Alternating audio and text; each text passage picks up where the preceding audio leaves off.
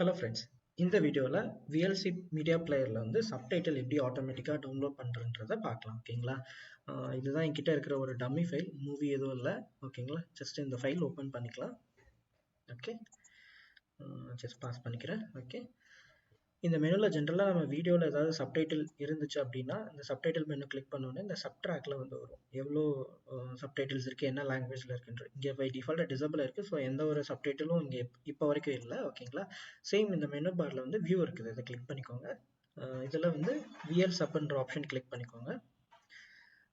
இது வந்துச்சுன்னா by default அந்த வீடியோவோட டைட்டில் எடுத்துகிட்டு வந்துடும் இங்கே. பட் நமக்கு என்ன மூவி வேணுன்றதை இங்கே டைப் பண்ணிவிட்டு சர்ச் பை நேம் கொடுத்தாலே போதும். இன்டர்நெட்ல போயிட்டு இது சப்டைட்டில்ஸ் இந்த ரிலேட்டட் கீவேர்ட்ஸ்ல என்னென்ன இருக்கோ எல்லாத்தையும் எடுத்துட்டு வரும். அண்ட் என்ன லாங்குவேஜ் உங்களுக்கு சப்டைட்டில் வேணுமோ அதை செலக்ட் பண்ணிக்கோங்க. நாட் ஒன்லி இங்கிலீஷ், எனக்கு இங்கிலீஷ் வேணுன்றதுனால இங்கிலீஷ் இங்கே செலக்ட் பண்ணியிருக்கிறேன். உங்களுக்கு ஜஸ்ட் இன்கேஸ் வேறு ஏதாவது லாங்குவேஜில் வேணும்னா இதை செலக்ட் பண்ணிக்கோங்க. ஓகேங்களா? சர்ச் பை நேம் கொடுக்கலாம். சர்ச்சிங் சப்டைட்டில்ஸ் வருது. இன்டர்நெட் கண்டிப்பாக தேவை, இன்டர்நெட் இல்லாமல் டவுன்லோட் ஆகாது சப்டைட்டில்.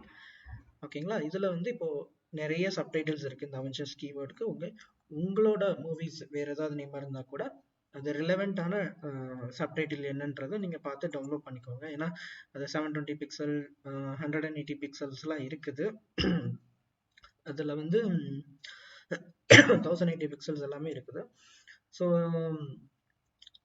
சப்டைட்டில்ஸ் வந்து தப்பாக டவுன்லோட் பண்ணிட்டீங்கன்னா உங்களுக்கு வந்து அந்த ஆடியோ வந்து மிஸ்மேட்ச் ஆகும். ஆடியோ வந்து முன்னாடி போகும் பின்னாடி வரும், இல்லை சப்டைட்டில் முன்னாடி போகும் பின்னாடி வரும், அந்த மாதிரி இருக்கும்.